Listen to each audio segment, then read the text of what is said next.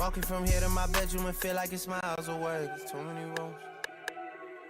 And I'm still hard body. I don't feel nobody. And I'm wheels, I'm riding on my friendships. Solid, I get big deposits on my whips. Exotic.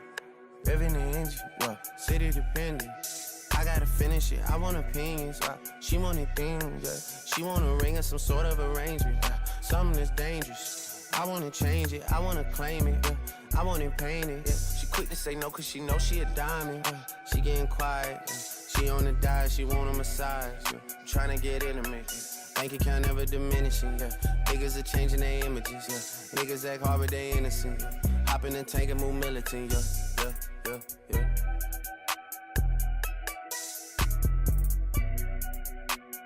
Find me somewhere out in London, you know that's the hideaway. I need some head and some more support from you right away. Since I've been making donations to you like United Way, you know I do. Stories you told me about him, I can see that it's night and day. You told me the truth. Walking from here to my bedroom and feel like it's miles away. There's too many roads. And I'm still hard body, I don't feel nobody. And I'm wheels, I'm riding on my friendships. Solid, I get big deposits on my whips. Exotic, trunk on the engine, I'm on a mission. The Bronco 250, I'm out your division. I got them excited, know it's been a little minute. I left her delighted, made her love off a chrome horn. These suckers despite it, the touch is the Midas. She say fuck me and calm, I just do it like Lover but Nike. Ordered a ginger for you and your friends, short for you rounding that big body Benz. Got a little bit that came up from nothing, we shopping in London, they doing it big. Name they private but we out in public, I know we the topic for you and your kids. Life monopoly gon' broke, not an option. If they could've stopped it, they would've been dead. They would've been dead. She could be the wig. Don't play with my head, you test my emotions. Don't be testing my phone every day, I'ma leave it on red. Don't digging and stroking. My new bitch pussy wet like an ocean, I need a new spread. The solid one chosen. I'm gon' wanna stay focused, I can't let them put me on edge. Put me on edge. I just bust out my wrist and this rose gold and it's an edge. I just put pointers on fit. I just counted to me and all cash and got hit from the feds. Yeah, I just told them if we played, then we stop in the growth for they dreads. I just had to put the pyramid push that I'm never gonna drive them to shit. Build a panoramic goals. We got foes and deuces toast on the big dog. Today, we're going to talk about the PLL Championship Series, NBA and college basketball winners, and how atrocious of a bet the Jazz were last night. This is Behind the Lines. I mean, Chucky Hepburn had Boopie Miller in jail. It was tough to watch. Maybe the worst game I've ever seen. Boopie Miller missing layups left and right. Couldn't cover a parked car. You got Chucky Hepburn jacking up threes. Didn't have a chance because for some reason, I don't know why, but in hockey, a 2-goal lead is actually like losing. It might be worse than losing. You might as well be losing because a 2-goal lead is never safe. This feels like a game where Ohio State can make this weirdly close, but it's a game where you look at it and you're like, okay, Purdue should dominate at home, and you turn it on because it's a tied game with 3 minutes left and Ohio State's fighting. I think this is going to be a close game when really on paper it shouldn't be at all. And then I see this quote from the coach, his starting center, Tomislav. He literally said, deathly ill. The kid's sitting on your fucking bench. What are you talking about? He's deathly ill. He looks fine to me. And if he is that sick, why is he sitting next to the rest of your team? Are the neurons in your brain not functioning? What's going on up there in Illinois?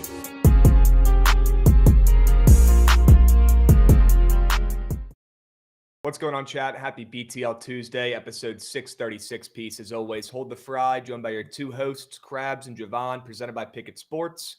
If you're not tracking your bets on Bookit yet, how many times do I got to tell you? Start tracking your bets today over there on Bookit Sports, the best bet tracking out there by far on the App Store or Google Play. All right, go check out Bookit Sports. Start tracking your bets over there on the best bet tracking app out there by far.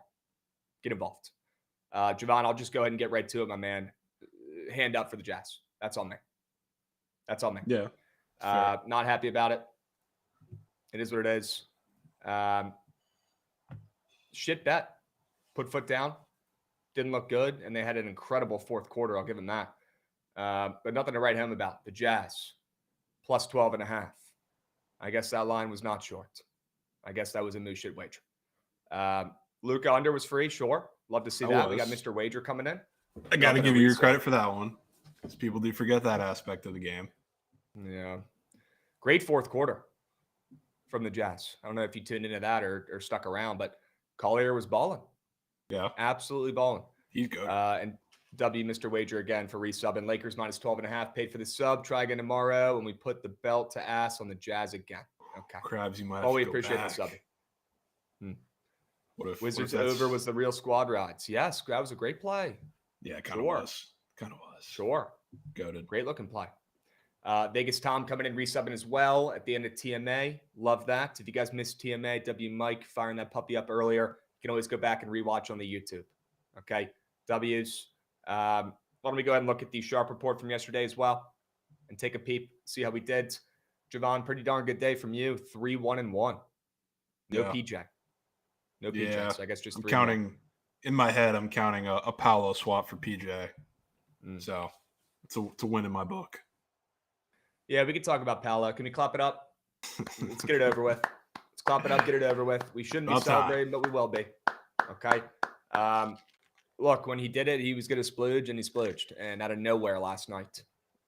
I got a text from Jovan when I'm on the plane saying, holy shit, Paolo, after I already chalked it after a terrible first half. Can't make it up.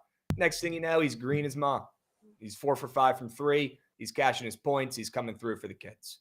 Love to see it. Love to see it. How do you push with a hook? Genuinely asking. Well, the player doesn't play. Yeah, there's only one way possible. So we can probably do the math on that one, brother. Sure. And yes, like Devils, our Rock Chalk is saying, so hyped to never bet on Paolo again. Well, that's not going to be the case. But yes, we do not need a double dip, triple dip, quad dip on Paulo every game. Yeah. But I'm sure now that we've got one for the All-Star break, it's like Clarkson last year. Once we finally got one, we were able to pick our spots second half of the year, and we were cool. It was we were best friends after that. So we'll be doing the same. Okay. All right.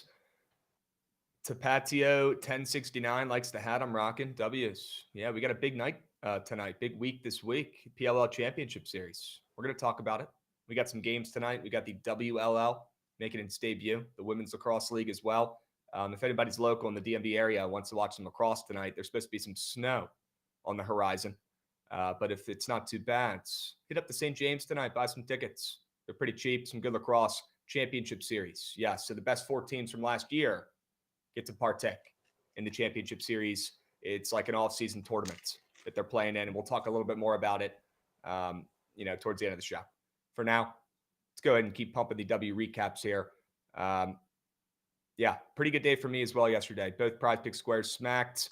Only one straight bet, though, on the Sharp report yesterday hit, and it was the nastiest play on the card. So we groove. UNC is actual rat shit, and good to know that Hubert Davis has not done anything in his tenure there at UNC besides ride the coattails of Roy Williams, and he's probably on his way out of there. Austin Render's coming in, giving out a subby. W. Austin. He's ACC Mike Woodson. Yeah, he doesn't do much. Yes, it's probably a terrible thing I should be saying today, but hopefully not, I guess. Yes, Chiote, Mount St. Mary's does play lacrosse in 15 minutes. I'm not laying the juice on the Mount minus 250, but if you're looking for a little day game sweat, get involved, Chiote. I think they're laying 2.5. Alabama State, longest game to not go into overtime of all time. The game that never wanted to end. Beautiful. Dude, SWAC games take ages, and it's not just to start, because like usually they're always delayed because like the women's team play right before the game. But the end of the games, I swear, in the SWAC take decades. I don't know what it is. Interesting. We got It's Boston coming in resubbing for 2 months. Let's go. It's Boston. We got a hype train rolling today, folks. Love to see that. There's no stream either, so you're sweating play-by-play. Oh, you can stream it. You just got to pay $15 to watch one game. They make streaming really difficult. $15 to watch a singular game. I saw that last night for the Alabama State game. Somebody was one of the mid-major college basketball accounts.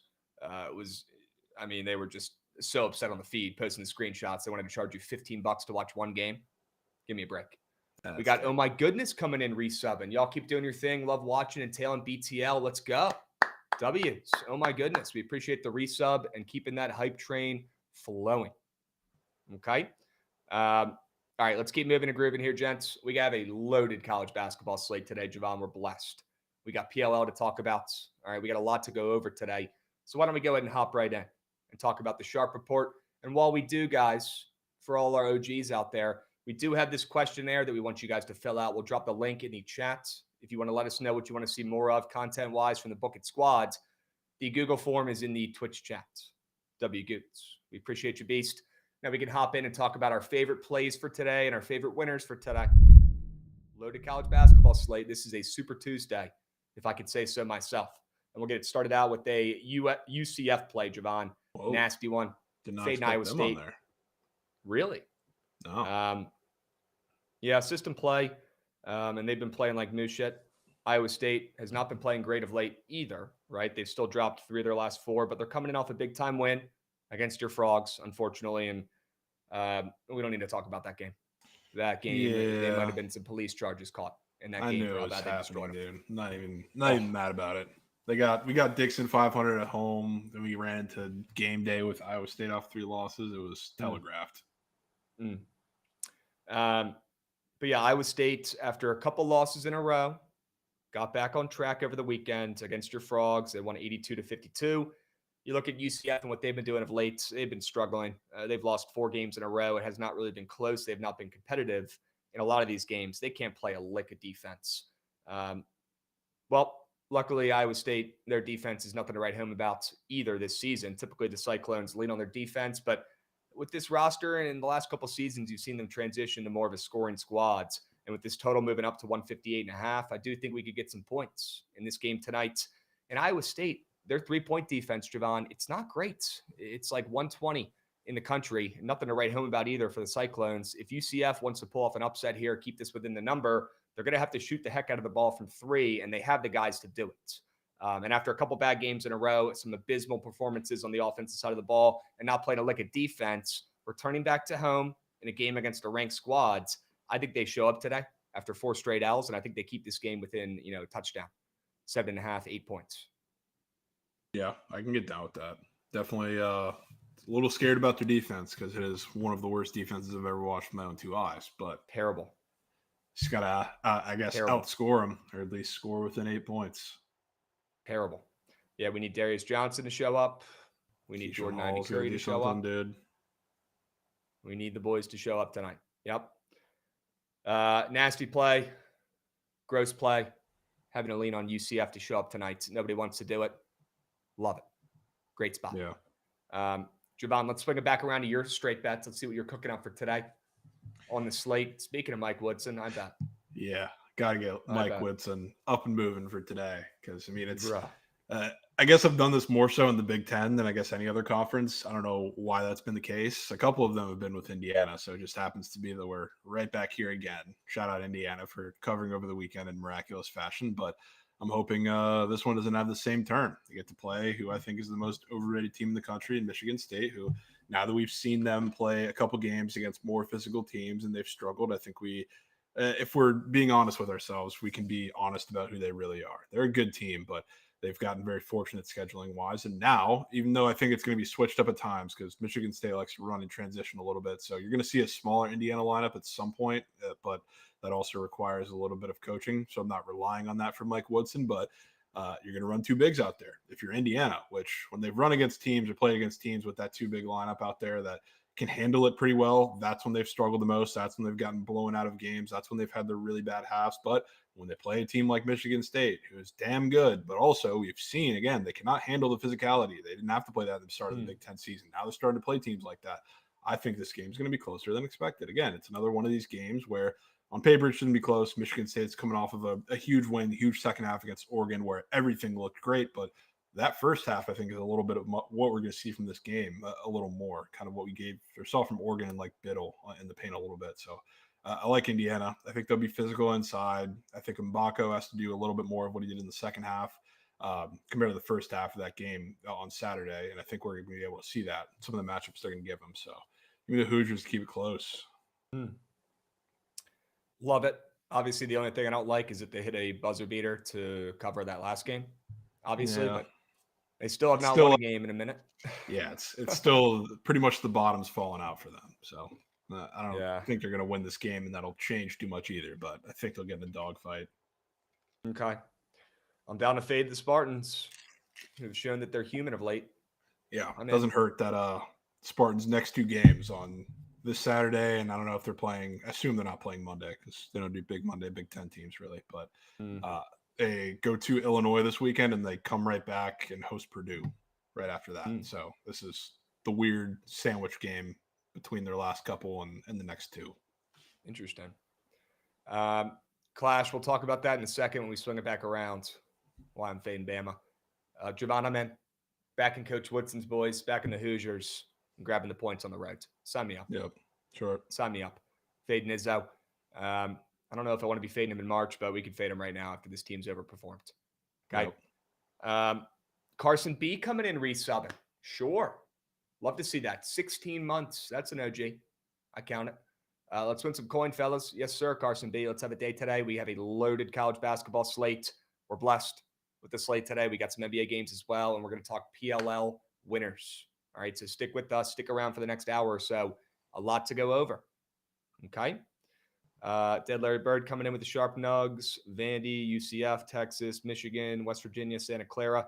Can certainly agree with those first 3, and we'll take a peep at those last 3, I'm sure, during the show today. A lot of great games. Oh, yeah. All right. Dubs. Let's swing it back around here. I want to go over another straight bet. We got to keep the tempo and pace crispy so we can keep talking about all these great matchups. I'm going to back the Longhorns tonight. Speaking of Texas, and speaking of why I want to fade Bama, this is a fade Bama spot. This is not a back Texas spot. I don't like this Texas team. They have a couple studs. They got Kaluma, who I think goes off tonight and has a solid matchup. I think he actually shows up down low and from 3 for the Longhorns in this game.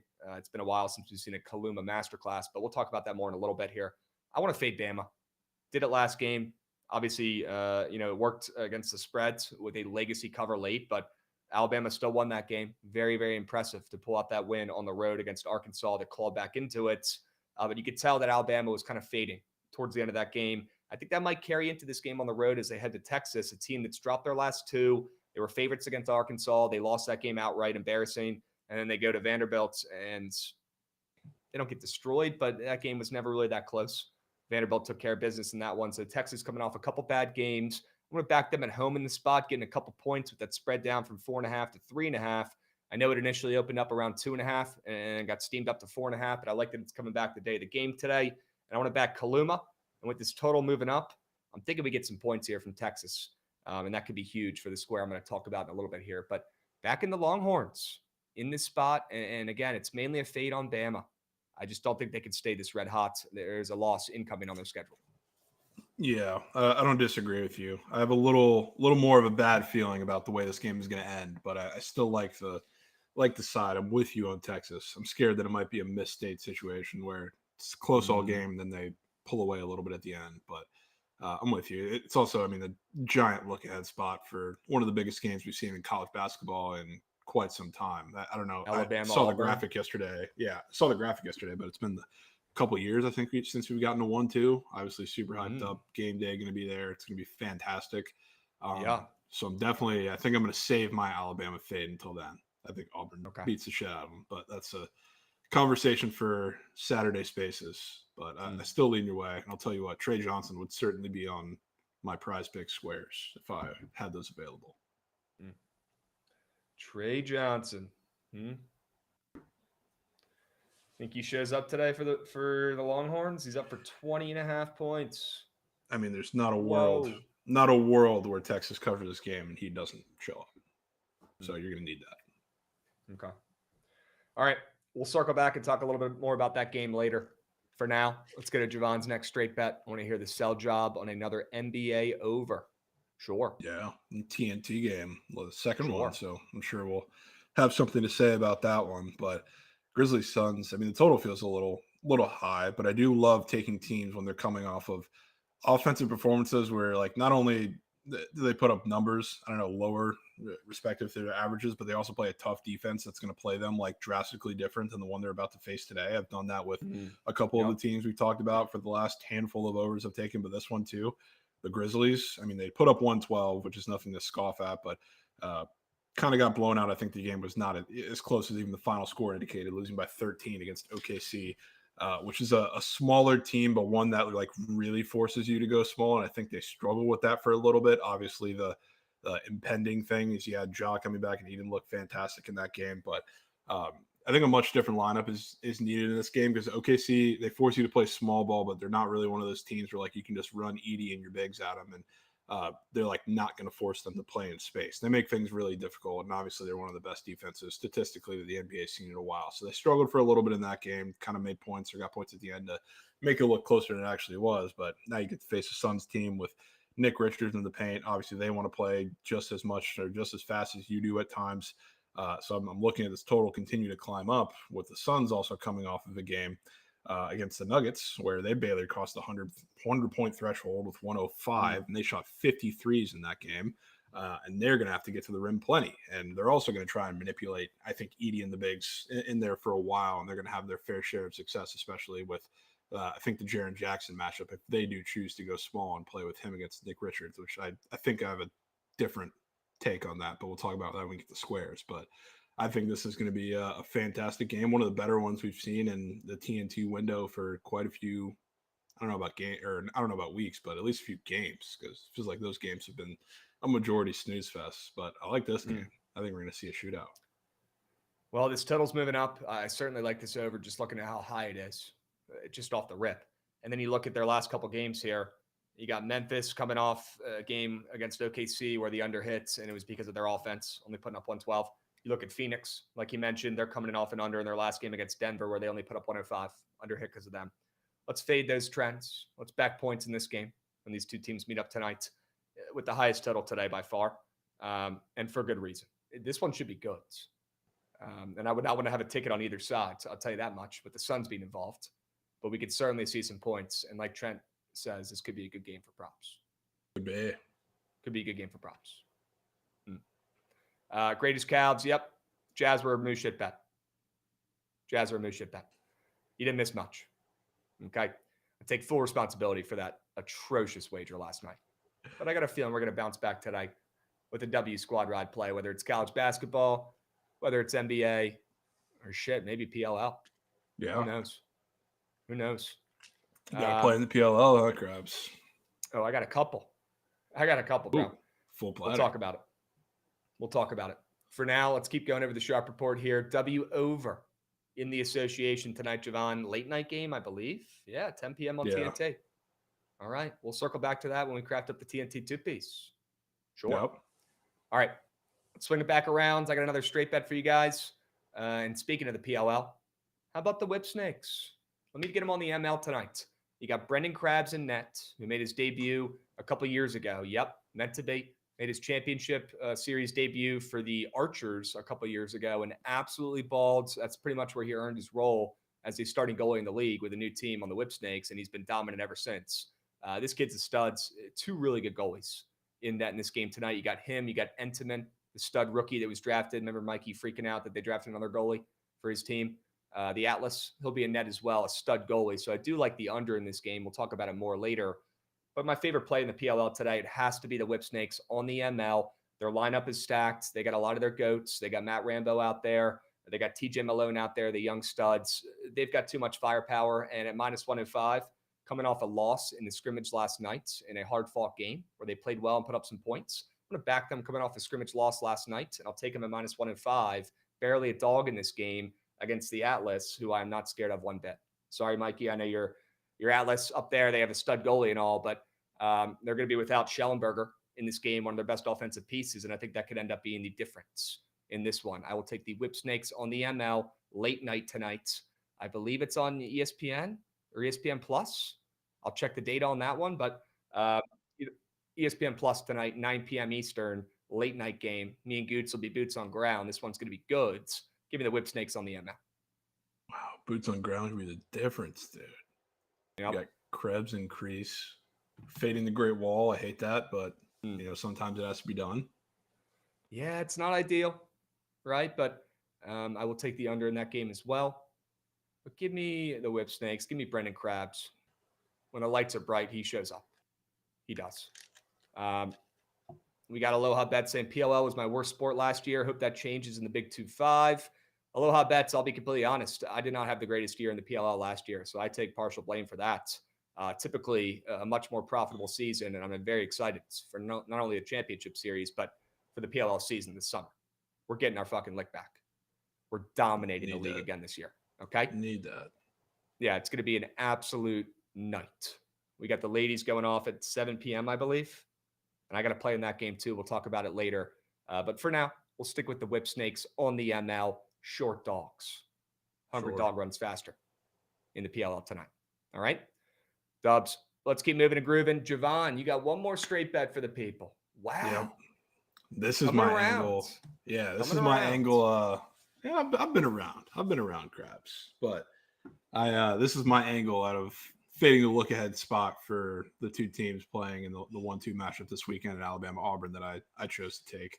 Because Vandy, I guess on paper it would seem like somewhat of a bounce back spot for Auburn because you can't catch them in many of those throughout the year. You only had 3 chances, and now you're getting them to go on the road against a Vandy team that, I don't know, they're super like matchup dependent because they're small. They run a lot of guards out there. So like on paper, you would say, how does Chani Broom not feast in this game? And he probably will. But the thing is, what is Auburn so great at? They're so great defensively at forcing a lot of ball pressure, forcing turnovers, and forcing a lot of ball handlers and guards to just kind of freak out. And that's how they win a lot of games. That's how they've not only won games in the SEC, but won with significant margin. Because once the game kind of gets to points where offenses are scrambling, that the level of intensity that they play with on really all the ball handlers kind of sets them apart, which is why they've been so fantastic. Vandy, while they might be small, they run 4 guards out there. Sometimes even you can argue 5, and they also are one of the best teams in the SEC at not turning the ball over. So outside of the fact they're playing at home and the Vandy gym, any SEC player has always talked about it, or just any visiting player. It's a tough place to shoot in. And not only that, but this year it's going to become especially tough because you got to shoot against one of the better 3-point defenses in the SEC. So, yes, Chani Broom can get what he wants on the inside at times, and I'm sure they'll make some sort of adjustment to double him or put pressure on him just like they have against every single big man they've faced that's worth their shit. But now you're going to make Auburn outshoot you a little bit more than they're expected to in this game. So I like it. And from the offensive side of things, obviously, I love that they just faced a Florida team, and I think we're more impressive than the final score shows of playing with a team that is significantly bigger than them, loves the offensive glass. And they also do the same thing where they want to kind of run you off the 3-point line and make plays like in the mid-range and dish to your big men. Auburn's not as good at that, and even though they try to do the same thing. So I like they just saw that and can make their adjustments, and I think they're offensively them keeping a hold of the ball is going to be the difference in this game. And I think it'll be close once again. Will not be surprised if they win. And this is the team that falls before the Meg matchup on Saturday. Somebody say Meg. Yeah. Okay. I'm hoping. I would love for them to lose outright because I am certainly putting units on Auburn against Alabama. I mean, after this past Saturday slate, tonight's slate, and this upcoming Saturday slate, I mean, just unbelievable games this week. We are so lucky. You guys better enjoy it while we have it, right? No football, no NHL right now. We got plenty to bet. Lock in the CBB if you haven't already. Now is the time. CBB, PLL. All right? You're going to need them. Okay? Jovan, they got a Tyler Nickel half an assist square up there. You want to take that? Dude. No way that's up there. It's up there. It's probably free. Yeah. And Chaco, yeah, we got 4 nations. I'm excited to hear Jovan, Chelly, Fruity's plays. Yeah, starts tomorrow night. Starting up tomorrow. Canada and somebody tomorrow night. Sweden, maybe. Cool. All right. OG Sauer's asking about pitch plays. We can talk about those in a little bit here. Why don't we finish up the Sharp Report? Finish going over these winners and talk about the prize pick squares. All right? Sure. Yeah, guys, get in the lab for 4 nations. We'd love to talk about that tomorrow and see if we can craft up some winners over there. Okay? For now, let's talk about some prize picks winners. W day yesterday for me, 2 for 2 on the squares. Let's run that back again today. Jordan Ivy Curry is going to look like Steph Curry tonight for UCF at home, banging threes left and right. He's got a goblin 1.5 threes. That's probably a good look as well if you're into that type of thing. And they finally put up James Wood home runs on prize picks. Let's go. No way they put him up there. Let's go, Austin. Sure, that mean they have a new wave of squares they're putting up there? You might have to peep that after this. Dude, should we gatekeep Jovan and not tell him if they're putting up new cats? Because he can't see it. Oh, yeah, you can't look either. That's Moose. Looks like they've added more players to the categories that were already up. So, yeah, I see James Wood, no profile picture, no problem. Wow. Wow. Okay. Hell yeah. So a couple new squares, no new categories yet. No junior yet. A couple new pitchers as well for strikeouts. They got Mackenzie Gore up there. Sure. Love to see that. But yeah, it's still the same categories. But that's good news. We're getting more squares up there. W's. Yeah. I'm not sounding the alarm yet until I see ERA on that board. Yep. Any Dylan Cruz sightings? No. I really hope they put him up.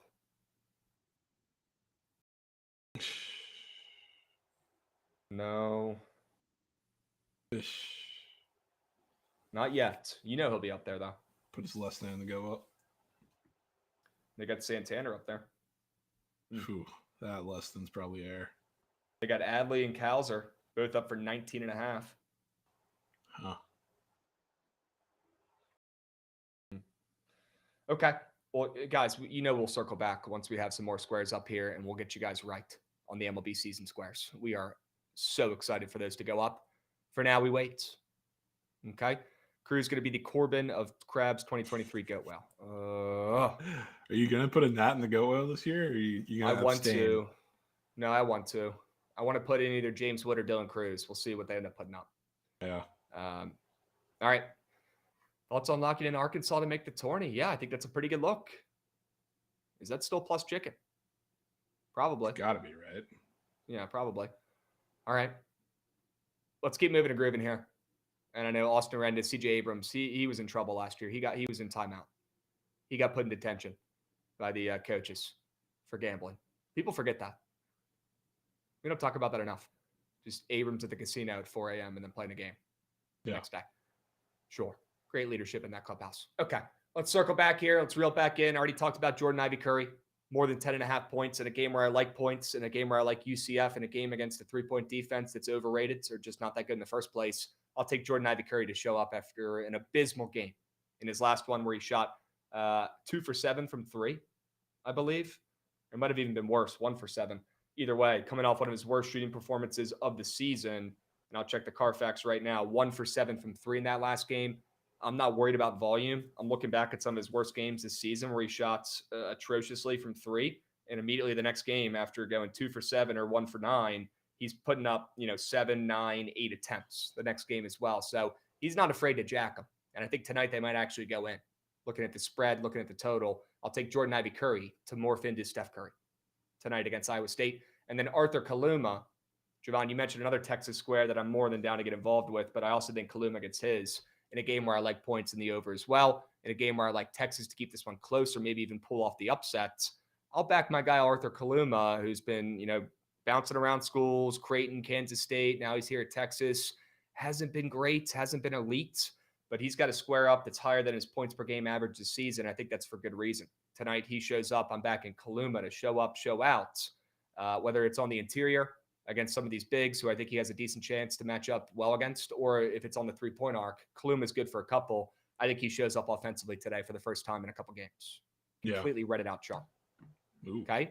Yeah, I'd see that, but that Completely read it could out, be the difference. I mean, I don't think there's going to be any shortage of points in that game, even if it were to go under.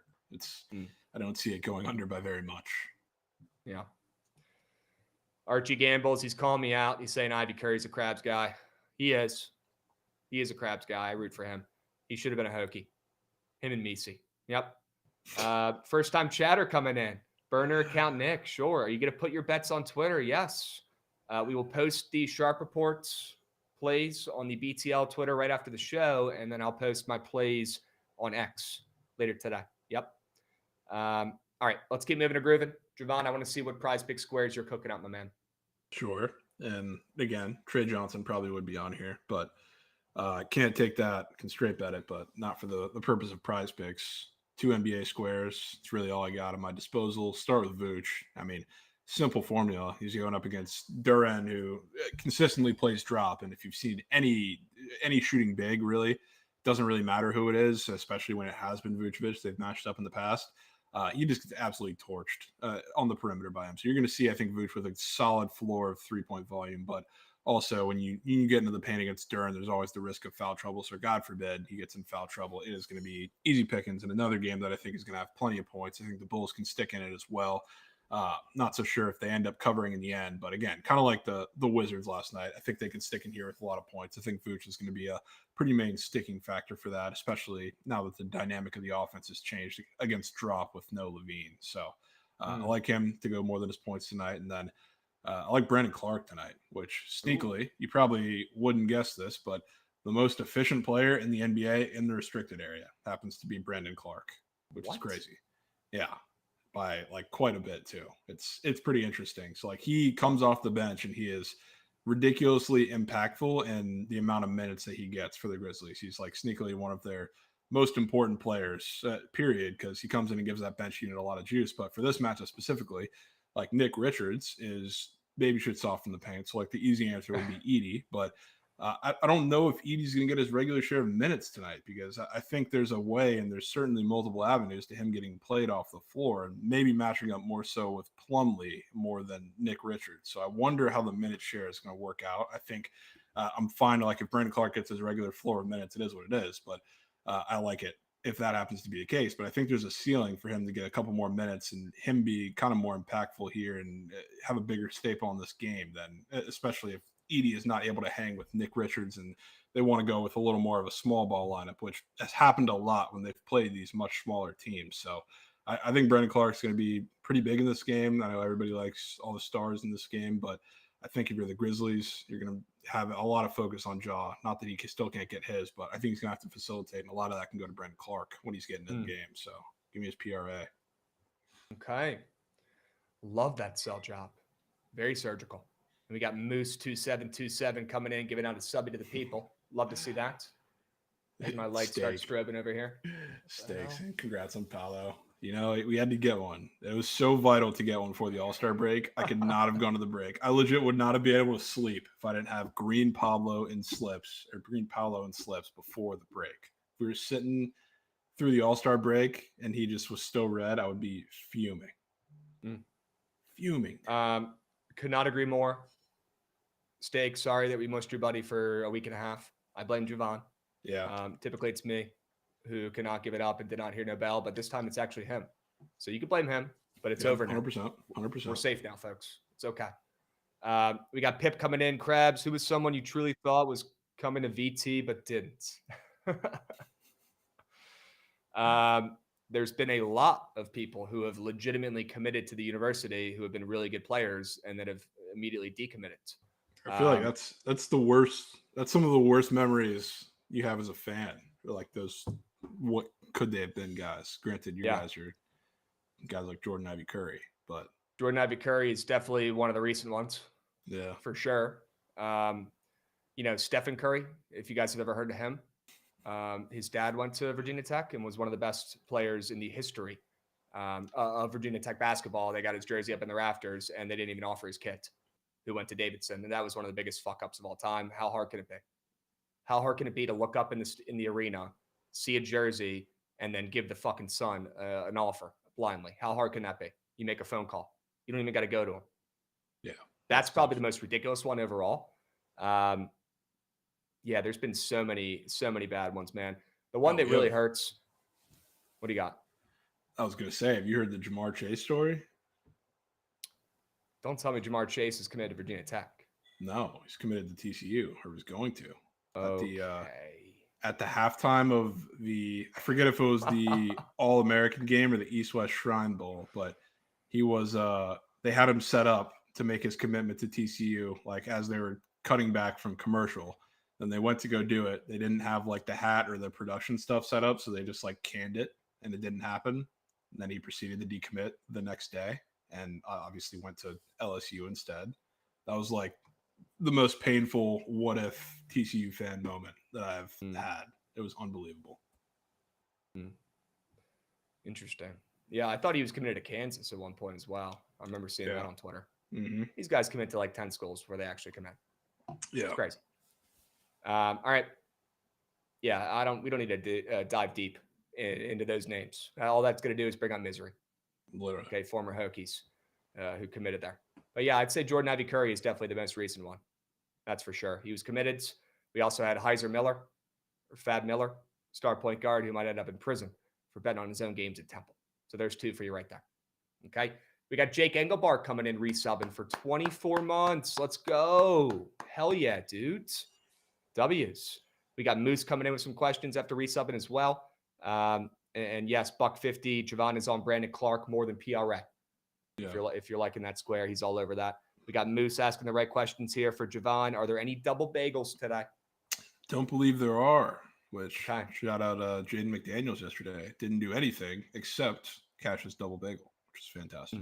But I don't see any on the board right now. Can always change, though. He's got another question for us.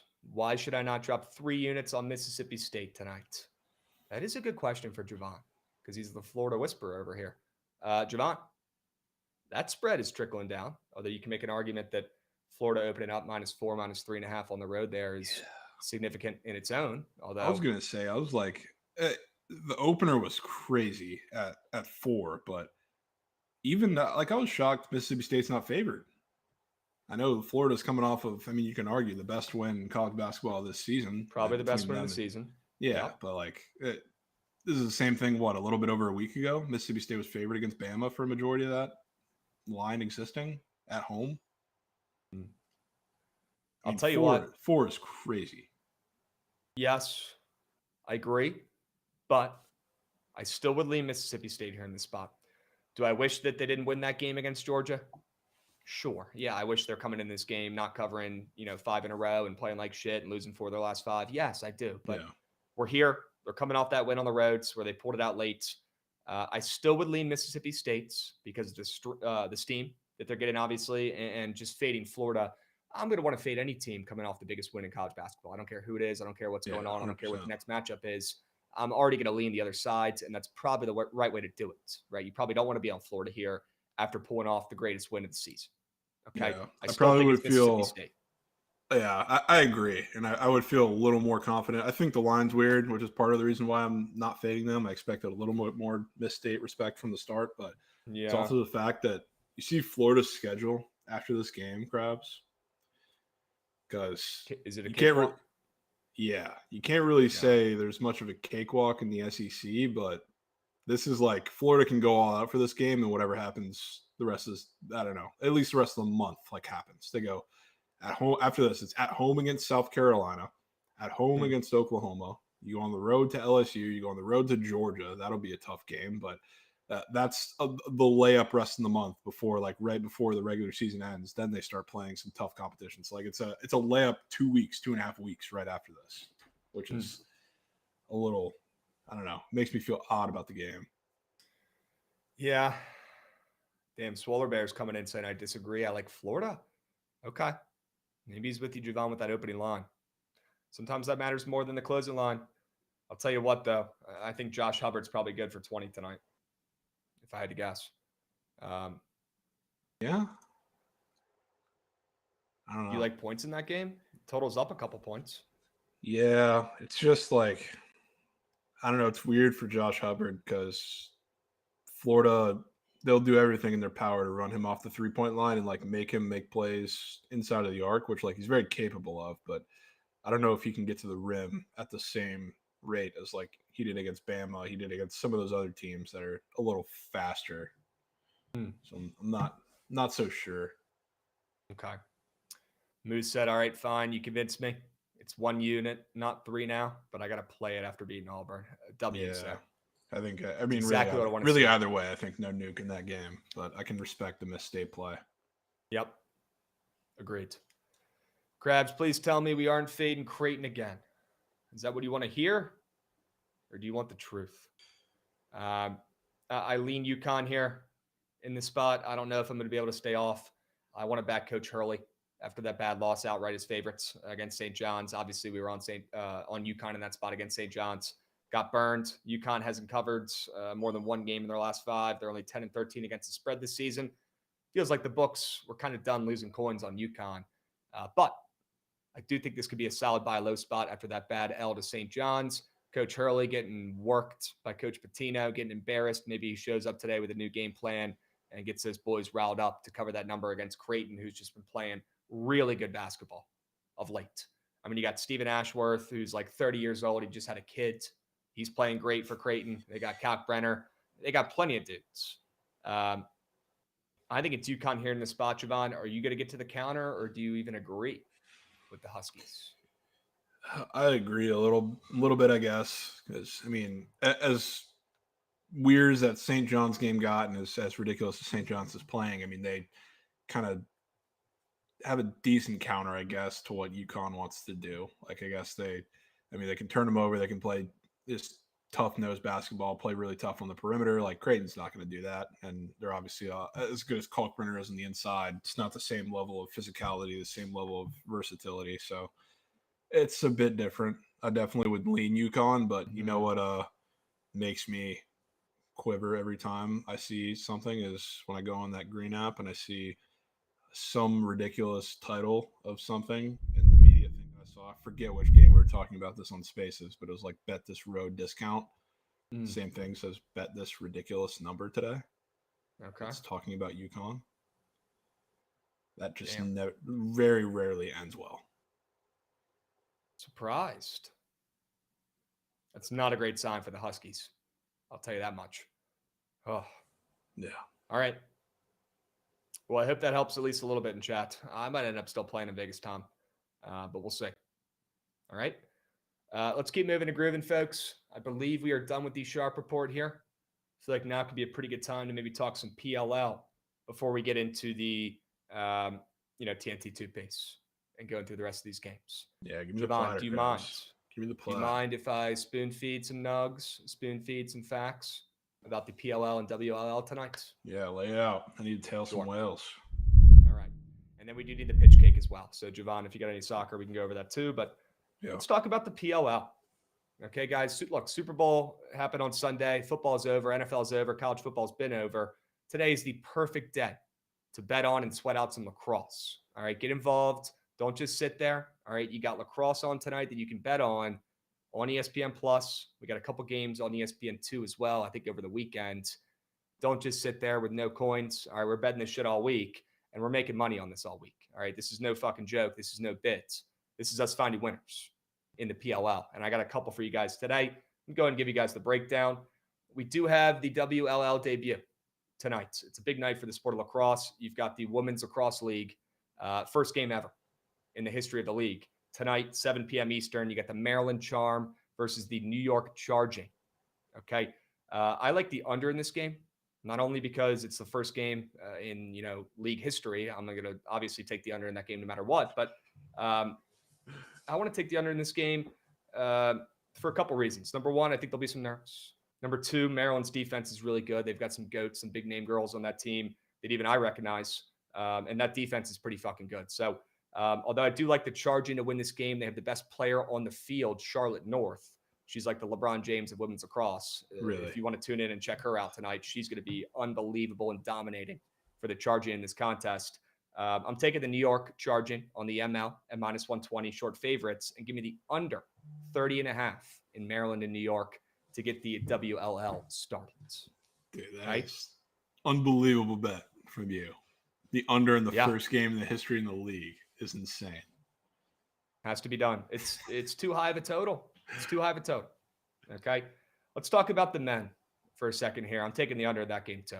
Okay. Yeah. Whip Snakes versus Atlas. You got two elite goalies in net tonight. Like I talked about earlier, you got my guy Brendan Krabs in net, who is about to be cooking for the Whip Snakes. You got Liam Entenmann, who was a first-round draft pick last year, stud goalie. He's supposed to be the next, LeBron James of goalies. Was a stud at Notre Dame, supposed to be the next big thing, right? He had some struggles in his rookie year last year at times. I'll give the edge here to Brendan Krabs, who's more of a veteran at this point, who has dominated before in the PLL Championship Series. He honestly earned his job a couple of years ago when he made his debut in the PLL in the Championship Series for the Archers, where he was just on his head in net, playing great for that team and helped them dominate in the Championship Series a couple of years ago. Now he's earned the starting job on the Maryland Whip Snakes. I got a feeling he's going to come in confident, comfortable, not stressed. The lights won't be too bright for Brendan Krabs.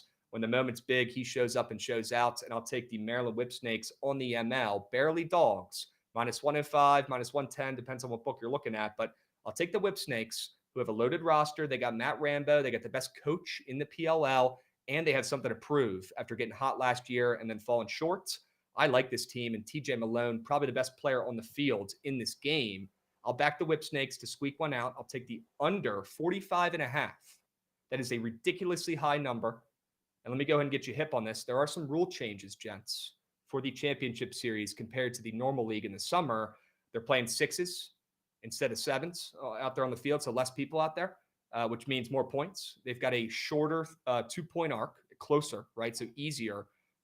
You'd think there'd be more points. And overtime, it's not sudden death anymore, Jovan. It's actually 4 minutes of overtime. So all those things would make you think points in the over, right? Well, with these two stud goalies in nets, I will try to squeak in an under before we start betting some overs the rest of the week. And taking this under 45.5, the first game of the weekend, I just think it's too high. And as long as this game doesn't go into overtime, we should be good here. Under 45.5 in Maryland and New York tonight. And give me the Whip Snakes on the ML. Let's just hope it's not a splooge fest of goals. Gonna have to hope. Yep. Yeah, I can't get over the under in the first game of the history of the league. That is diabolical. Just insane from you. Has to be done. Has to be done. All right, we've got Bookit Bamuel coming in hot. What is this? PLL, brother. Yes, you should remember that from last year. Come on now. Bookit with Bamuel coming in, resubbing. Let's fucking go, my man. All right, let's keep moving and grooving. That's probably enough. Want to mention something real quick. People were talking about if surges happening today. Let me just show you the text I have with Trent. You tell me if there's surge. Okay. You let me know. Okay. All right. Unbelievable. Charmin. All right, gents. Just absolutely charmin. Yeah, championship series, only 4 teams, Vegas, Tom. So there's 8 teams in the PLL, but the best 4 teams from last year all get to partake in this. And typically it's not all the starters, right? I've complained about that in the past where it's not the best rosters. It's a lot of the backups, not even the starting goalies. This year, the rosters are much better. They have almost all the entire starting rosters for the PLL. I'm hype. It's going to be a great night tonight, opening night, goots on ground, boots on grounds. And we're cashing on the Whip Snakes ML. Okay? Dubs. All right. Well, I do want to craft up a TNT 2-piece, Jovan, but the people have been asking. They have been asking for some pitch plays. Do you have anything you like? Don't have anything I love. I have stuff that I'm punching in for half units just because I want some kind of involvement in the game. So, I mean, I like the under in the sporting game. I think that screams 1-1 going into extra time. Obviously, you get, for those who don't religiously bet soccer, extra time does not count. Your bets are 90 minutes. So, I mean, I think that's a draw going into extra time. 1-1. I don't think it's going to be 0-0, but there could be a chance in that game. Sporting Dortmund, but I think that's an under waiting to happen. So I took that. I know a lot of people like the Man City over. One of my friends told me to tail that. So, I mean, I did. I think there's going to be goals. There was a weird goals allowed square up for Courtois. I don't know if that's because he's not actually starting or something's weird going on. I haven't checked lineups. I don't know if they're out. That would be something kind of crazy if it was, but he had a really weird square up that was extreme CLV to the over and looked extremely odd with goals allowed. So I'm interested to see how that works, but I tail my guy on that. I don't really have any plays that I'm obsessed with though. Nothing you love on the pitch. Nothing you're absolutely. I saw the games and I checked out. I'll be back for second leg. Okay. All right. Well, Jovan, that's okay. We cannot force, but you do have a couple leans and a couple plays you like on the pitch. So, chat, there you go. There's your pitch cake for the day today. Why don't we go ahead and lock in and talk a little bit about the TNT 2-piece? I don't want to rush this. I want to make sure we keep cashing these puppies, Jovan. Could be a good time right now to talk about some NBA action. Yeah. You in? Yep. Okay. We got 2 games on TNT tonight, folks. You got the Knicks and the Pacers, 7:30 p.m. Eastern. You got the Knicks, who are -2.5 on the road. The total in this game is moving up. So maybe it could be a good game for some prize pick squares. This is the first time I think we've seen 2. I'll count the Knicks game as being 240 because it's 239.5, but 2 totals that are 240 and up. So, I mean, obviously you're paying a tax on some of the squares, but still could be fantastic opportunities here. Yeah. Okay. I like that already. I like the vibes here. We got 2 high totals. That means we got a chance. Not good for less thans, but who knows what we're going to come across when we dive in and look at this game, gents. We've got the Knicks laying 2.5, like I was saying. Jovan, I want your read on the game before we start looking at some squares. Who do you think wins? And do you lean points? Do you lean the over with the total moving up? I don't know if I lean the over in this game necessarily, but it's one of those where I think if it does go under, it's not going to go under by very much. So I like the overall environment for points, and I think I like the Knicks. Not that I'm strong enough really either way to bet either of them, but the Knicks, especially because I know Miles Turner's status is up in the air. I think he's leaning towards playing, but God knows with the NBA, if he's not playing. I mean, the Pacers, when he hasn't been on the floor, they have struggled to defend everything, not just at the rim, but on the perimeter with a lot of the big men they face. So, I mean, if he doesn't play, Cat is going to have 40. If he does play, I mean, it's not like the defense has been much better without him, but you also have the Knicks coming off of an absolute destruction at the hands of the Celtics. So, I mean, I think a lot of people would like them to bounce back today, and I certainly won't be the one to talk anybody off of that. It is pretty low, I guess, even though it's on the road. But the Pacers get a lot of home line respect, so I'm not all that concerned. Yeah, I mean, if it's no Miles Turner out there, it's going to be Thomas Bryant season. That might get ugly. Yeah. Right? Just might. That might He's get got ugly. it, though. Heat legend. Okay. Chat saying, why are the Knicks only -2.5? Do you think it's weird they're only laying 2.5 in this spot? If they're in the Garden, I would say yeah. Still maybe like a tad short, but I don't know. Not enough to really like freak me out. Again, I'm not taking the Knicks, but still would lean their way. Okay. All right. Let's take a peep at some of these squares then. You mentioned Karl Anthony Towns potentially here for the Knicks if there's no Miles Turner. That makes it tough because we're not going to know if he's playing for a couple hours, but I do want to look at some of his squares. If you wanted to take Cat, would you be taking his PRA and just grabbing it all? I would just take his points if we were taking Cat. You would just take his points, 24.5? Yeah. Okay. Also, a very, very high number that he's only hit once in his last 5 games. Yeah. Okay. So we have that back pocket. Let's look at some other Knicks squares. I'm assuming no Jalen Brunson from you? No, it's not really for any particular reason. I don't know. I got to be so locked into Brunson. Really between like one of the two. If I'm ever thinking about taking Cat, I'm not taking Brunson and vice versa. So I definitely am more on the Cat side of things today. So I haven't even had an inkling to take Brunson. Looks like Josh Hart is probable for this game tonight.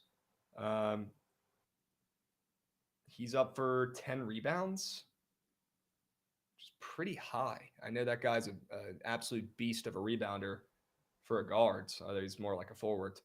That's interesting. Is Josh Hart going to be a freaking vacuum, grabbing boards left and right in this one? Let's just say I think Josh Hart would be one of the first guys people would think about if you're talking about this game, considering history and just everything. Because the Pacers, I mean, even with Miles Turner, they're a relatively small team. So, like, I think the first guy you think of matchup-wise to take advantage of that is like a Josh Hart triple-double. Ooh, Okay, so we can stay away from him. Oh. Who's the Taka? Brunson, apparently. Okay. Taco. All right, so we can stay away from him. You got Michael Bridges. Yeah. Nothing sticking out to me there. Yeah, OG? It's not getting me there. OG's not playing, is he? He's questionable. Questionable tag with a foot injury. Yeah, he was likely to remain sidelined through the All-Star break, but after missing the last couple of games, he's apparently gotten better. Apparently, he's healing very quick. I'm sure he is. Okay. All right. I think right now our best square for the Knicks would probably be Cat. Yeah, it might just be Cat. You want to take a peep at some Pacers? Yeah, we could do our due diligence on the Pacers side. We should. So I guess the one thing I guess to think about is, God forbid, Miles Turner does end up being out because like it's not necessarily cooked into the lines yet. we could get a gift. Could be a handout if he gets ruled out, sure. Just like the Luka minutes restriction last night. Yeah. Yes. Okay. Yeah, I'm definitely not opposed to taking Cat, by the way. I want to make sure that's perfectly clear. I like that square. Let's keep that back pocket. And unless we see anything better we like on the Pacers, we're probably sticking with that. Andrew Nembhard coming off a couple bad games. He had 2 points and 4 points in his last couple. We think there's maybe a bounce back in for Andrew Nembhard. Could be. Could certainly be. He's definitely going to have to push the pace a little more in the last handful of games, that's for sure. He's got a 3-point attempted square that's extremely red. 3 flat. It's crazy. Interesting. Yeah, I mean, I would not mind taking some Andrew Nembhard more than after looking at his squares. Let's keep moving, though. Benedict Mathurin. Not really sticking out to me too much, although I do like some Mathurin. I respect his game. Yeah. I'm not really inclined He's to got take to him be today. He's got to be pretty corp today, I would assume, because I think last time they played, he had like the greatest game of his career. Okay. We'll stay away from Miles Turner. We don't even know if he's playing. Pascal Siakam. People forget he's still getting burned over there. He does. His rebounds, 7.5, pretty high. In a game that might not involve Miles Turner, where he's got to step up and grab more boards. That square interests me. Halliburton has to be mentioned. He had his first good game. It wasn't even really a great game in that last one. Before that, he's really been struggling. He's up for 18.5 points. Not really rushing to bet or back a GOAT who's been struggling like that, though, Tyrese Halliburton. Yeah, not necessarily. Yeah, I'm not liking any Pacers. I'd say that the Pacer that I'd want to play the most, I guess, would be Andrew Nembhard, to be completely frank, after looking at his squares. Really? Yeah. Any thoughts on him? I think he'll probably be going against Michael Bridges, who I don't really think plays much defense. No, he's a point guard. Be getting one of the two. Well, yeah. Does Bridges not play the 2 for the Knicks? No, he's depending on what lineup they run out there, he's the 3 or the 4. More likely the 4. Yeah, and if OG's not playing today, he's definitely probably going to play the 4 and not the small. That's why I was leaving that open there. But who do you think would fill in for guard at the Knicks if it's Jalen and who? Josh Hart obviously involved. He's probably more like the small forwards. I mean, it depends on what lineup they put out there at any given moment. But yeah, it'll be a lot of Brunson and Hart. Okay, maybe some more McBride action. Yeah, I mean, he'll come off the bench. I don't know. Okay. Again, it gets weird kind of figuring out what the lineups are going to be for this game, depending on if there's no Miles Turner and what the counter to that is. But we'll probably see him for a little bit. Would love to know if Nembhard's points got bumped around at all. I wonder if that got bumped or if it's just been sitting at 11. I feel like that's kind of weird to be sitting at that number. I know it was 10.5 very recently. So yeah, it's on its way up, I guess. Okay.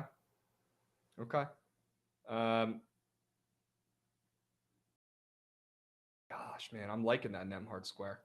But I wouldn't mind just going Cat and hoping we don't get Miles Turner and then getting blessed. Would you prefer Cat?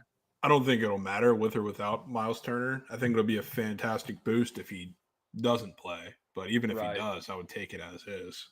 Okay. All right. And then I feel good enough to take that. Cat, more than 24.5 points. If you guys are looking for another square in that game, keep Nembhard back pocket. Got a feeling he shows up today. All right. More than 24.5 points for Cat. Let's move on to the late night game, huh? Yeah. Pretty good one that you already have a read in. You've got the over in this game, so more than likely we'll have a more than square. Yeah, still moving up too. Fat. Yeah, dudes. Chat's been talking about it all stream, saying it keeps getting bumped up. Love to see it. It's crazy. Are there any guys in mind? I mean, I figured I want to ask you first. If you have the over in the game, is there anybody you're thinking shows up? Yeah, I mean, I have Brandon Clark in here, but obviously. We usually stray from those just to get some diversification, which I'm fine with. There's a lot of role players, I guess, for the Grizzlies that are up for some interesting squares that I figure you'd probably turn your mind to a little bit when you see them. Jalen Wells has an interesting square up. I mean, Luke Kennard's got an interesting square up. They did just put a bunch of Edie stuff up. Not that I hate those, but I'm taking Clark. You got Santi Aldama on the board. You got a lot of options, Krabs. A lot of them. And I would be so down to not get involved with the Suns. Okay. Because really just on the board, it's Tyus Jones who's everywhere. It's KD who's everywhere because he's going for some record. And then it's Book and Richards. Okay. KD is 26 points away from 30K. Yeah. Okay. He'd be the one player that would prefer to wait. And just for no reason. And just won't care about hitting that number. He probably would care. Edie's going to grub against Richards. OG Sauer's talking about. Okay. They got GG Jackson up on the board. Yeah, GG Jackson. He's had a couple pretty good games, actually, for the Grizzlies of late. Playing pretty solid. Yeah. Been hoping. Okay. Yeah, chat, feel free to get involved and throw some squares out for this game, Memphis at Phoenix. If you guys are thinking about anything, let me know. Scrolling through some of these goats.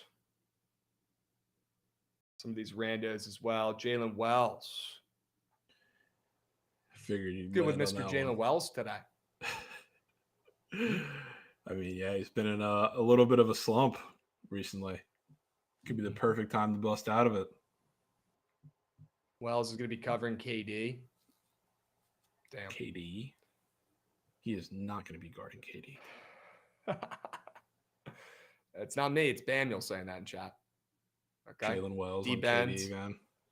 D Bend says Jalen Wells, boots on ground, have to do it. Jalen Wells, 7 points. He's been struggling, to say the least, coming off a two-piece in his last game. Oh, my goodness. Luke Kennard is up there for 6 points, like you were saying, Jovan. Sure. They got Santi Aldama, the GOAT. Yeah. He's up for 9.5 points. Okay. Zach Edey, we got to mention him. The big man. 7 rebounds. He's been so inconsistent. I feel like looking at these Grizzlies, Jovan, it's probably either Jalen Wells.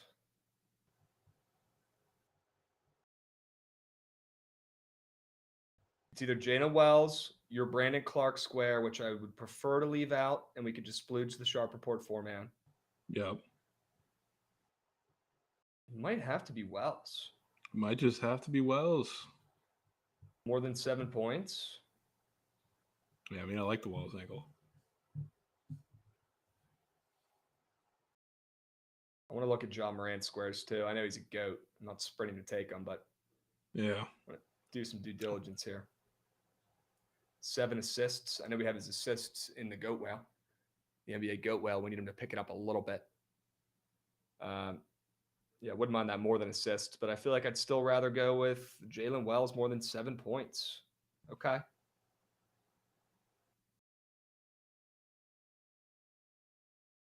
I want to see what he's been doing on the rebounds and assist side of things. Jalen Wells. Yeah. But to make sure we're not missing out on a winner for PRA. I want to see what he's been doing.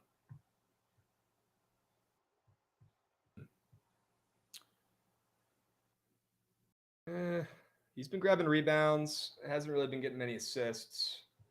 I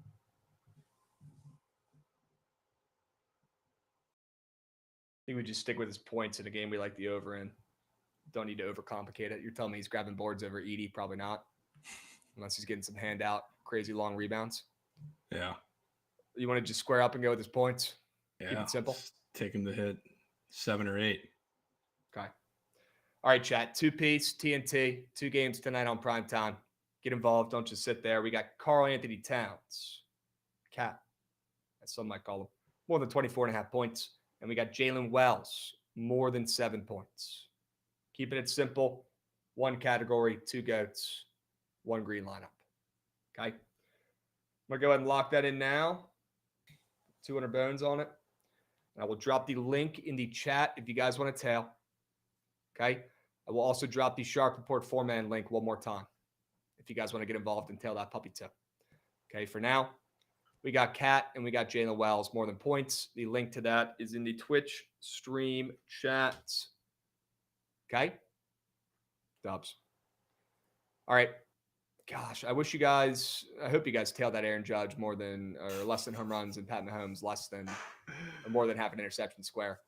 Because I'm looking at that lineup every single time I open up my prize. I feel like that just brings you so much joy every time you log into so Prize much joy to the heart. So much joy to the heart. Opening up that app every single day and seeing Mahomes, a green square. Don't be fooled. It was not Mahomes to do something good. It was him to throw a pick. And then Judge less than nukes, which, by the way, got bumped down already. How about it? Should probably check the Carfax before I start saying that. Make sure it's still there. Oh, yeah, it is. WCLV. How about it? Love that. All right. Love that. Chat, the TNT 2-piece is in the Twitch if you want to get involved. I'll drop it one more time, and then I will drop the link to the Sharp Report 4-man as well if you want to get involved there. You got Jordan Ivy Curry, Arthur Kaluma, Vucevic, and Brandon Clark. 4-man action. Okay. There's a link to the 4-man in the Twitch chat as well. Dubs. I'm waiting to tail the season-long MLB plays. Flatwoods, that makes 3 of us, brother. Or 4, including Goots. Sure. We're all very excited. Okay. All right, gents. We went over the PLL. We did TNT 2-piece. I feel like we got to address a couple more of these college basketball games before we hop off here. Okay. Absolutely loaded slate today. Let's power through it and make sure we got all of our bases covered. I like UCF plus 7.5. I would lean Mississippi State plus 1 as well at home. TBD if I get to the counter there. Jovan, would love your thoughts on Purdue and Michigan. Another great game today, 7 p.m. Eastern. Yeah, it's definitely an odd one, an obviously odd one, because, Michigan got destroyed in that first matchup. So I don't think it's necessarily weird for them to be favored, but I guess 2.5, what it's getting up to now, is definitely a little odd. So, I would lean Michigan there, not dying to push the button, though. Yeah, I'd probably lean Michigan, too. They got so freaking lucky in that last game, though. I don't want to back them. I would lean Michigan, though, ranked 20, catching some steam against 7th-ranked Purdue, who just does not look like they're as big and bad as they've been in recent years as well. So as they head on the roads and as Lawyer continues to be extremely inconsistent and struggles, I think it's got to be Michigan here. But don't love it enough to play. Yeah. Okay. Any thoughts on BYU, WBU in Morgantown? That one's going to be such an uncomfortable game, Krabs. I definitely lean West Virginia's way because BYU, they've picked up a couple of, better looking performances on the road, but they definitely didn't have one against Cincinnati this week. So it looks like it might be good old road struggle BYU back and better than ever. So definitely don't want to lean into that. I think their offense struggles again in this one, and it'll be slower both ways, I guess. Their defense is horrible against Cincy, which was crazy. But West Virginia, I think, plays slow enough. So, I like the under. Okay. Under 135.5? Yeah. Sure. I'd probably lean BYU, but WV is a weird squad, man. And I don't know if I want to back the Cougars on the road in a really tough place to play in Morgantown. I would lean the Cougs, though. I'm not going to get there. Really good game in the A-10. You got Loyola Chicago heading to Richmond, who's just not good, but only getting 4.5 points. Are they getting leftover line respect, or could this be a sharp spot for the Spiders? Well, Loyola Chicago did lose to Duquesne on the road in their last game. If you can lose to Duquesne, you can lose to the Spiders. I would lean Richmond here at home, getting 4.5 points. Loyola Chicago, Sister Jean, simply not the same squad as they are on the road as they are at home. Hell, Richmond Spiders did beat them in Chicago already a couple weeks ago. Yeah, it's not ideal. That's probably why that spread's so short. Or maybe that was prior, but it's been three in a row for the Spiders. I guess that was last season. That was end of last season. 3 in a row for the Spiders is crazy. Not super shocked to hear it. with the coaching advantage there with Coach Mooney over Valentine. But yeah, I'd still lean Richmond there with that spot. I'm probably not going to play it. I think the Spiders might still have some leftover long respect over the years, but would certainly lean Richmond there at home. Jovan, you are all over Vanderbilt plus 9.5 against Auburn. Love that play. I'll be tailing it. Any thoughts on worst game of the day, Syracuse, Miami? Nope, that's Russia versus China. I'm good. All right. Give me Miami. They win.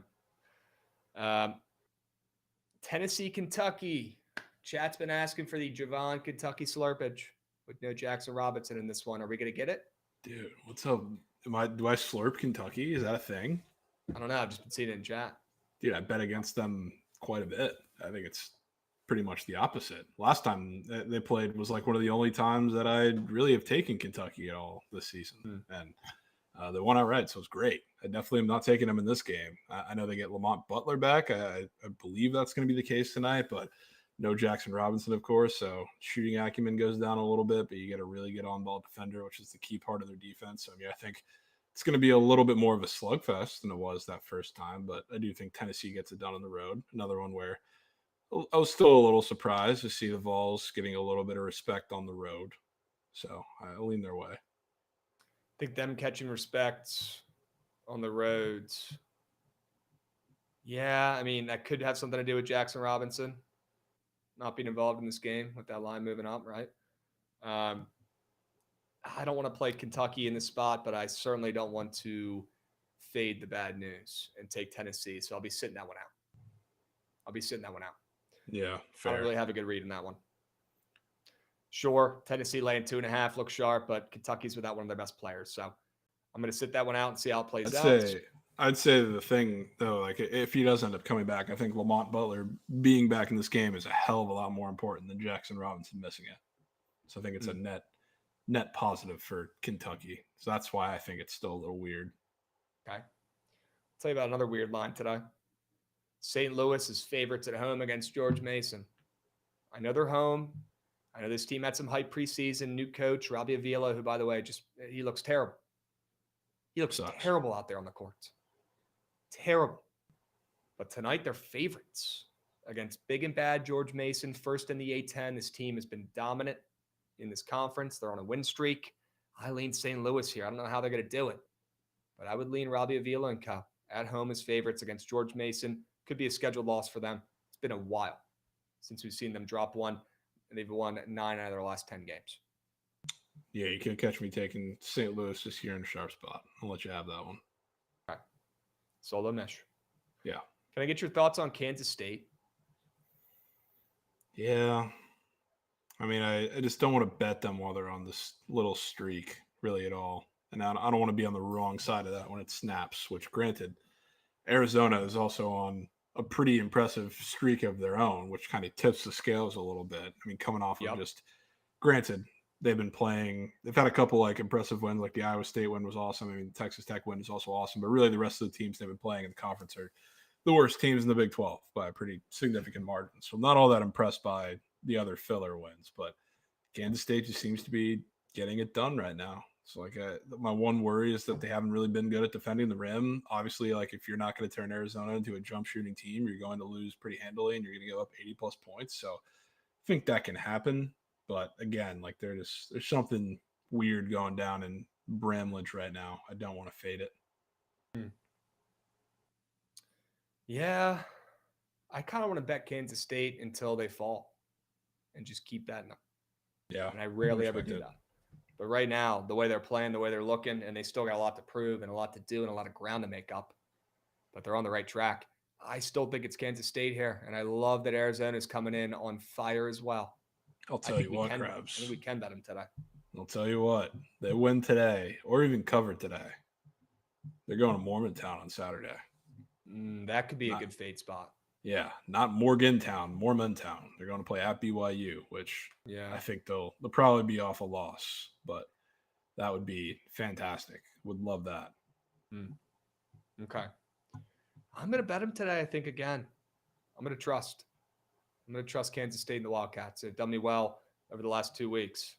I'll back them again against Red Hot Caleb Love and Co. Yeah, I can respect that. Jovan, you have a total lean in the Vanderbilt game? Yeah, I mean, I like that under. Wouldn't hate that at all. The great equalizer of a really good transition offense that relies on turnovers is a team that cannot turn the ball over and doesn't turn the ball over as much as anybody else they've played. So, I mean, that's what I'm betting on in terms of Vandy in the game. And I guess that leans a little bit in the under. Again, I don't know how much that game would go under by, but definitely lean that more in the over. Any thoughts on UCLA, Illinois?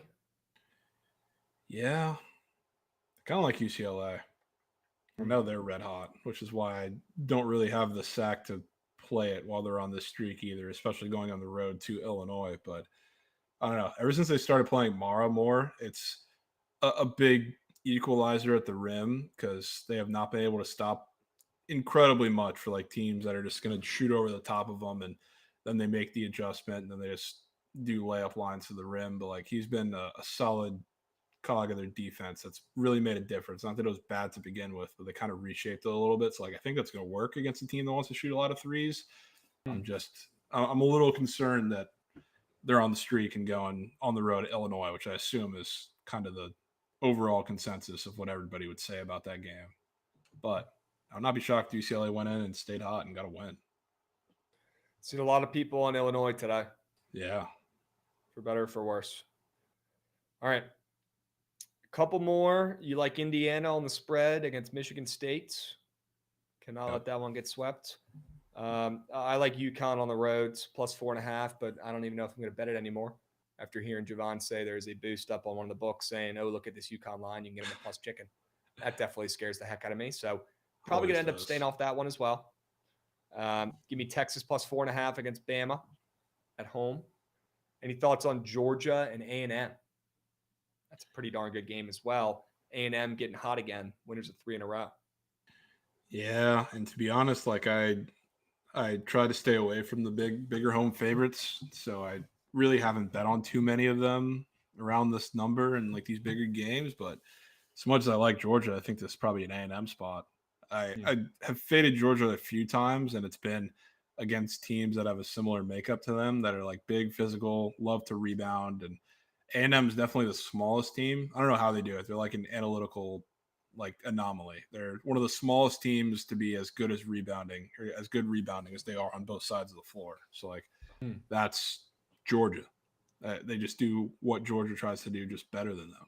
So like it's teams like them, teams like Florida, teams like Tennessee that like Georgia has really struggled against for parts of the game and or the whole game. So I think it's the same thing with Texas A&M today.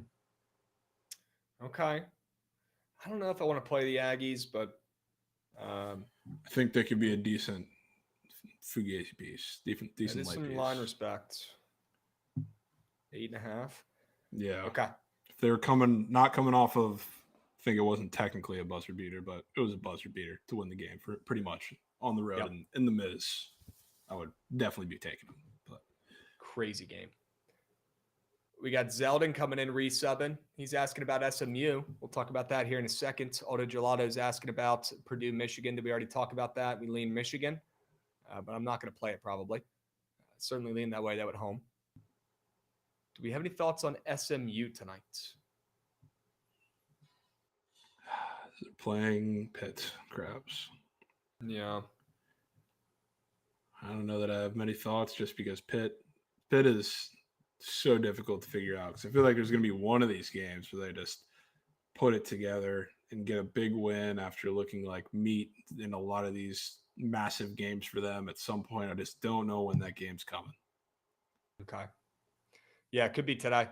I certainly would lean Pitt there on the road, but I'm not going to bet it because that team is inconsistent and all over the place, and they get line respects, and they don't always respect the coins. I'll tell you that much. Yeah. So I would lean Pitt, but I'm probably not going to bet it. Okay. Let's take a peep at some of these late night games in college basketball. Colorado State, Utah State. Colorado State coming off a big time win. Shout out Jovan. POD in the spaces on Saturday. Nick Clifford showing up, showing out. Future NBA player. Had some scouts in the building that game. I'm sure they were impressed. Colorado State's got a chance to pull off another crazy upset, although I guess that wasn't an upset, but get another crazy win here, plus chicken on the road against Utah State, the best team in this conference. It's going to be a really good one. 2 stars in this game. You got Ian Martinez going against Nick Clifford, not the same positions, but 2 studs who I respect. I don't really know what to take in this game, though, Jovan. I probably would lean Colorado State down from 6.5 to 5.5. But do I want to fade Utah State here at home, who's just been an absolute wagon, 11-2 this season? Probably not. Yeah, I would lean Colorado State too, but after going to the well on Saturday, don't feel the need to go back to them.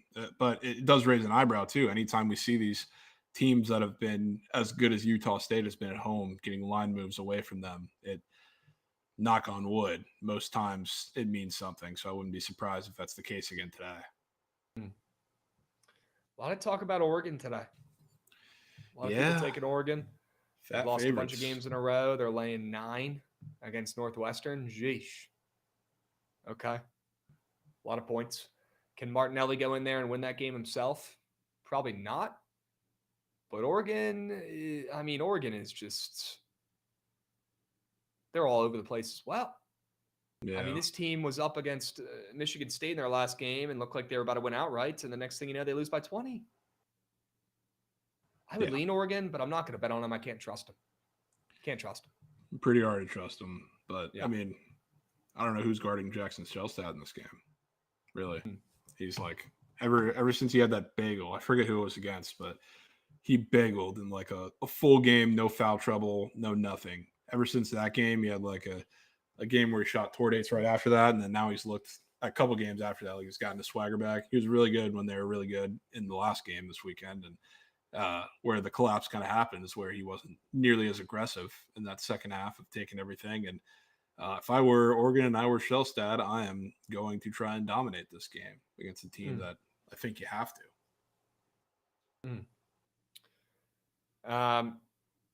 Yeah, Chad, if you guys really want me to run Surge, I will. I don't know why or who's making up that I'm doing it, but I will do it if you guys want. It'll have to be a quick one, though, because we got to go do PLL shit later. But if you guys want a quick Surge today, I'm happy to run it and stick around. Okay? Yeah, seems like they want it. All right, it's going to be a quick one, though, so you guys better get your plays ready. Like an hour. Wow. All right? I'll step up. Let's talk about a couple more of these games. Late night, CBB, Santa Clara plus 9.5 against St. Mary's. Seems like a dead Larry Bird's POD. I probably would lean Santa Clara, but this could be a fake sharp spot with them coming off of 3 straight wins, 3 straight covers. People think they're getting back on track, right? But we know this Santa Clara team does not respect coins. Okay, I want to make sure we all have that perfectly clear. This team does not respect coins. And we can get in, get out, and maybe take them every once in a while, but we cannot make a habit out of it. And fading St. Mary's is a death wish, right? Yeah. At home? They've already dropped one recently? I got them against Washington State. I faded them, and then I was forced by hand. Good call. I faded them with San Francisco. I feel like I'm pretty tapped out of St. Mary's fades for the rest of the season, maybe until they play the Zags again, which I think is in another week and a half. Other than that, I'm good. Okay. I lean Santa Clara. I don't know if I'm kind of on the same level as Jovan, where I got my lick fading St. Mary's a couple games ago. Tried to do it again with the Beef in that last game, and that was an atrocious bet. So I think I'll probably just head out after that one. Okay. Any other late night guys or mints? I guess Colorado, Kansas. Do you think Colorado gets their first conference win tonight on the road against Kansas, who sucks as well? Yeah, no. I already hate backing teams off of when they play Houston because they're quite typically caked the next time, but especially when you actually play them pretty close on the road too, or at home, and now you got to travel on the road to Allen Fieldhouse. So, good luck. Okay. All right, Jovan. San Diego State's laying 8.5 on the road to San Jose State late night tonight on CBS Sports Network. Coming off a loss. You remember what I said about that game, Krabs? Remind me. So we were talking about the Colorado State game over the weekend because they played San Jose State. They won. And then the same San Jose State team that took them to the wire, which I also happened to be on that the first time. They were plus like 16.5 against them in the first game that they played on the road. And they took them down to the wire. Like San Diego State won on a 3 at the end of the game and won by 3. This is like the bounce back spot that would seem incredibly obvious because you got the Aztecs coming off a loss. You got a San Jose State team that already beat them. And what do you know? What if it just sets up for San Jose State to do the same thing they've done all year, which is beat the consistently sharp spot, beat every single line of steel or point of CLV that goes against them with every sharp spot, and just do the San Jose State Spartan way. I can so see it happening again. Yeah, I could see it. Are you going to play Especially that angle and that narrative? I think I want to, just because I kind of fell in line with the Colorado State plan, especially after San Jose State finally got the brakes beat off of them and finally didn't cover a game against Boise. Right. Okay. Yeah, I don't know if I want to bet that game. I probably would lean the under in this game, but San Diego State's been printing unders of late. So total's dropping a good amount down to 132.5. I probably would lean the under in that late night game. No fun. Yeah. All right. Dubs. Jovan, it's about that time, my man. We got to get our lick back after last night's atrocious squad ride with the Jazz. And I'm ready. Let's do it. Are you? Yep. Gucci, go ahead and run that shit. I want to see that train.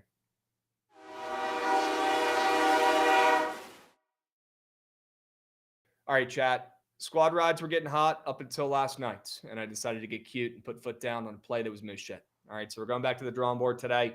We're finding winners that we're in love with, and we're not betting things that are just the nastiest plays, and we're not voting for just the nastiest, grossest play in the poll.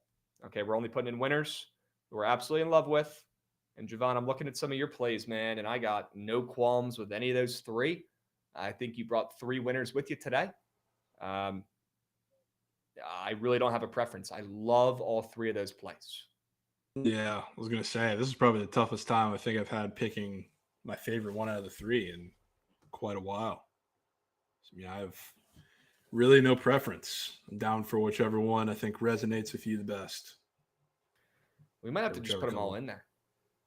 I'd be down. I think we just put them all in there. I'm looking at my plays. Auburn by 30 in chat. Auburn by 50 in chat. Maybe the favorite might be Vandy. Do you have a preference over UCF and Texas? No, not really. Take command on that. Okay. I'm going to go UCF. Jordan Ivy Curry. Your guy. I'm going to go UCF. Fading big and bad Iowa State. Looks like it's down to 7.5 now. Sure. Okay. Let's go 4 plays, 4 winners today, Gucci. 4 plays, 4 winners. Indiana plus 11.5. We got the Grizzlies Suns over, which I probably do need to adjust. Apologies. Yeah. But I'll look. let's see what it's at. Check on that.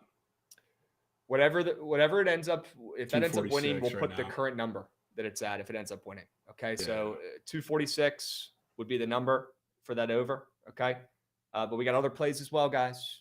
4 plays, 4 winners. Indiana plus 11.5. We got the Grizzlies Suns over. Vanderbilt plus 9.5. And how about UCF plus 7.5 at home? All right, 4 plays, 4 winners. Get involved, please. If you're sitting there, if you're sitting there listening, maybe you have this up on your iPad while you're doing some work. Okay, that's probably what I'd be doing. This is the time to maybe put the work laptop to the sides, bring the iPad in. Somebody call Rav, get that iPad involved, and click the right button of your favorite play you heard us talk about today in the Squad Ride poll. It takes 3 seconds. If you're watching on YouTube, you still have time to come over to the Twitch page at Bookit Sports, probably the first thing that pops up when you open the Twitch app, and get your vote in. Everybody needs to get their vote in. Even me, even Jovan, even Goots, the whole squads. Get your votes in. All right, they all count the same. 4 plays, 4 winners. All right. Clash Charlie said, I'm on the other side of your CBB plays, so I can't back them. You can vote for the NBA play then. Would probably make the most sense. Okay. 4 plays, 4 winners, guys. Please get involved. Looks like it's going to be that over in the association. which after last night and that Wizards game, I got no qualms with. Let's hope you can stay hot with these overs in the association on the hardwood. Only hope. Okay. And looks like that consensus number right now is 246. 246. Yeah. Okay. So we'll put that in there. Okay. I felt bad the other night. So we got a lot of line movement on that over. It didn't end up mattering, thank God. Yeah, Got late almost 3, did. but it almost mattered. Guys, we're not trying to, squeak out a couple extra points here. Okay. We're just giving you the play. At the time we're voting for it on the squad ride poll. And although that number says 244.5, we're going to lock in the squad ride at 246, where it's sitting right now, consensus line on the books. Okay. W play in the game of the night in the NBA. Okay. Yeah. We'll already be sweating the TNT 2 piece. Might as well get involved with that over. Yeah, why not? All right. W Jovan. Appreciate you, my man. W Goots as well today, and everybody in chat getting involved. A lot of subbies coming in. A lot of people subscribing, getting involved, joining the squad. We appreciate you guys, every single one of you in chat, watching. I hope you have a great Tuesday. All right, let's bounce back after a squad ride L. Let's cash this over in the association. And then we got the PLL to sweat out tonight. Let's not forget about it. The Whip Snakes on the ML, 9 p.m. Yeah. Okay? Do not let that get swept. I will fire up a surge here in a couple minutes, guys. All right? We'll fire up a surge here in about 2 minutes. Appreciate you guys all joining. W Jovan, W Goots. We'll catch you guys tomorrow, same time, same place.